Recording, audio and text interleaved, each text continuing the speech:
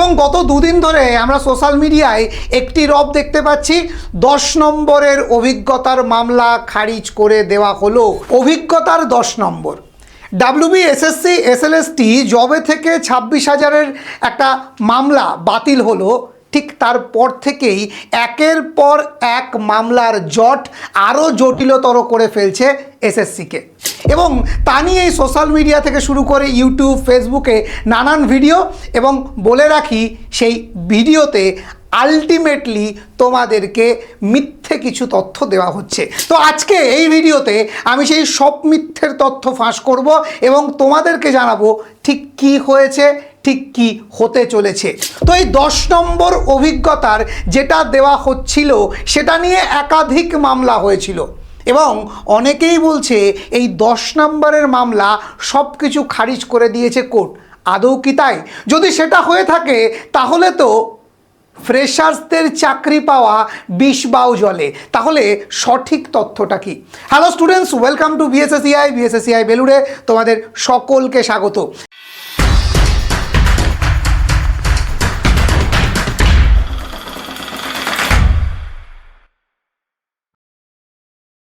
SSC SLSTর সমস্ত তথ্য সঠিকভাবে পেতে নির্ভরযোগ্য একমাত্র এডুকেশনাল ইনস্টিটিউটের ইউটিউব চ্যানেল বিএসএসসিআই। তাই যারা এখনও সাবস্ক্রাইব করনি অবশ্যই সাবস্ক্রাইব করে নিও। তাহলে চলো দেখে নেওয়া যাক যে এই 10 নম্বরের অভিজ্ঞতার মামলা সত্যিই কি সবটা খারিজ হয়েছে? যদি খারিজ হয় কতগুলো হয়েছে? এখনও কি কোথাও কোনো আশার আলো আছে যেখানে ফ্রেশার্সরা একটু হলেও ভাবতে পারে? তাহলে চলো প্রথম থেকে শুরু করি, একেবারে ইন ডিটেলস। তোমরা জানো আমার ভিডিও একটু ইন ডিটেলস হয়, কিন্তু যে একবার প্রথম থেকে শেষ অবধি শুনবে তাকে আর দ্বিতীয় কোনো ভিডিও দেখতে হবে না, সবটা কিন্তু এখান থেকেই ক্লিয়ার হয়ে যাবে। দেখো, আমরা জানি WBSSC SLSTর নিয়োগ বিজ্ঞপ্তি প্রকাশিত হওয়ার পর থেকেই একাধিক মামলা, তবে সমস্ত মামলার মধ্যে থেকেই অভিজ্ঞতার 10 নম্বরের মামলাটা কিন্তু অনেক গুরুত্বপূর্ণ ছিল, যেটাকে বাতিল করা হয়েছে বলে অনেকে বলছেন। এই অভিজ্ঞতার 10 নম্বরের মামলার প্রথম শুনানি ছিল 2025 26 তারিখ নভেম্বর মাস 2025 সাল। ঠিক আছে, তারপর থেকে সেই মামলা নানানভাবে গড়িয়েছে। তবে মামলার মূল বিষয় ছিল কি, লিখিত পরীক্ষার আগে 10 নম্বর নাকি পরে, বাদবাকি আরও অনেক কিছু বিষয় ছিল। ঠিক আছে, নানান বিতর্ক উঠেছে, আমি এটা নিয়ে আর বিস্তারিত বলছি না, কারণ তোমরা সবাই বিষয়টা জানো। আমি যাব মূল জায়গাতে, যে সত্যিই কি মামলাটি খারিজ হয়েছে? সবার প্রথম সোজাসাপটা উত্তর, একেবারে স্কয়ার কাট, না, মূল মামলাটি এখনো পর্যন্ত খারিজ হয়নি। তাহলে কি মূল মামলাটি এখনো পর্যন্ত খারিজ হয়নি? স্যার সত্যি এখনো আশার আলো আছে? আছে। যারা কোর্টকে বিশ্বাস করো, কোর্টের ওপরে ভরসা রাখো, তারা ভরসা রাখতে পারো, এখনো কিন্তু মূল মামলা খারিজ হয়নি। স্যার তাহলে চারিদিকে এই যে রটছে, কি রটছে, কি ঘটছে, সবটাই বলবো। পরবর্তীকালে শুধুমাত্র 10 নম্বর বাতিল করতে হবে এই হিসাবে বেশ কিছু মামলা করা হয়েছিল, সেই মামলাগুলোকে বাতিল করা হয়েছে। তাহলে আর একবার পুরো বিষয়টা বলি। ধরো 10 নম্বর বাতিল করা হোক, এটা নিয়ে সর্বপ্রথম আমি মামলা করেছি, ভালো কথা, ঠিক আছে। কিন্তু তার পরবর্তীতে দেখা গেছে আরও অনেক ক্যান্ডিডেট নানানভাবে মামলা করেছে, যাদের প্রত্যেকের মামলার বিষয় একটাই, যে 10 নম্বর বাতিল করা হোক অভিজ্ঞতার। আমি কি বোঝাতে পারলাম?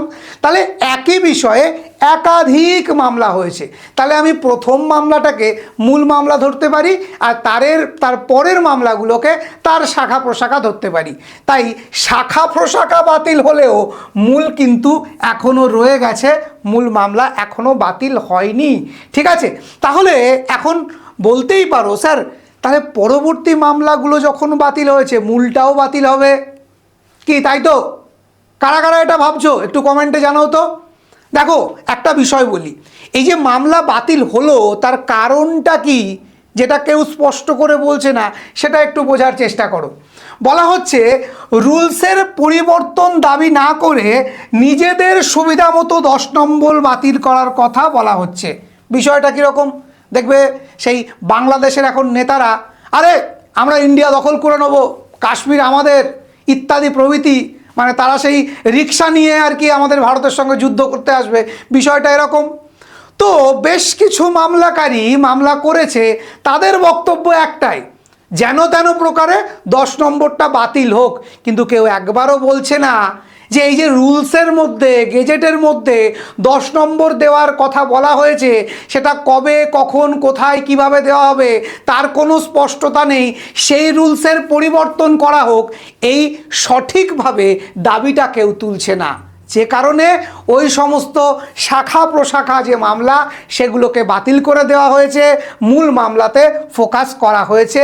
এবং পরবর্তী মামলা মানে 10 নম্বরের মূল মামলার পর যেগুলো হয়েছিল সেগুলোকে খারিজ করে দেওয়া হয়েছে।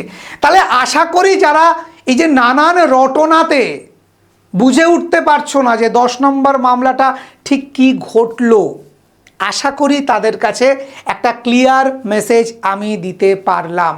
ওই যে একটা কথা বলেছি, বিএসএসসিআই হয়তো একটু দেরিতে করে ভিডিও, কিন্তু যেটা করে, যখন করে, যেভাবে করে, সেটা দেখলে আর অন্য কোনো ভিডিও দেখতে হয় না।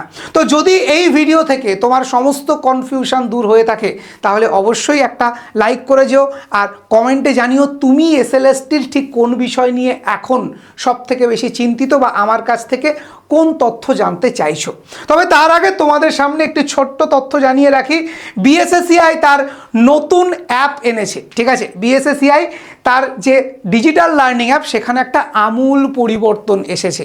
ঠিক আছে, যে অ্যাপ এতদিন শুধুমাত্র বিএসএসসিআইয়ের রেজিস্টার স্টুডেন্টরাই ইউজ করতে পারতো, এখন সেই অ্যাপ তোমার জন্যও হ্যাঁ ওপেন টু অল করে দেওয়া হয়েছে। কিচ্ছু না, প্লে স্টোরে যাও, বিএসএসসিআই ডিজিটাল লার্নিং অ্যাপ লিখে সার্চ করো এবং ইনস্টল করে নাও।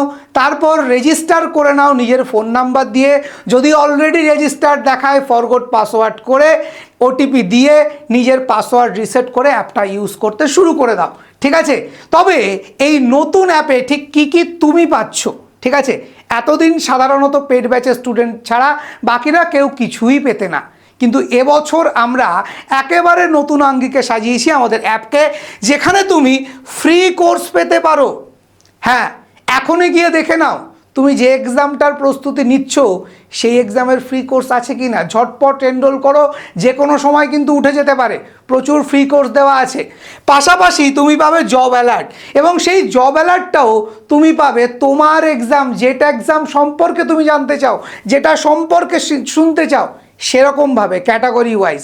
ঠিক আছে, এছাড়াও প্রত্যেকটা এক্সামের পিওয়াইকিউ, অফিসিয়াল সিলেবাস থেকে শুরু করে ফ্রি মক টেস্ট, সমস্ত কিছু একটা অ্যাপে। এবং আরও একটি বিষয়, এতদিন পর্যন্ত বিএসএসসিআই তোমাদেরকে কেবলমাত্র শিক্ষকতার চাকরির জন্যে প্রস্তুতি দিত, তবে তার মধ্যে থেকেই আমরা বিএসএসসিআই কম্পিটিটিভ আলাদা একটি অ্যাপ এনেছিলাম।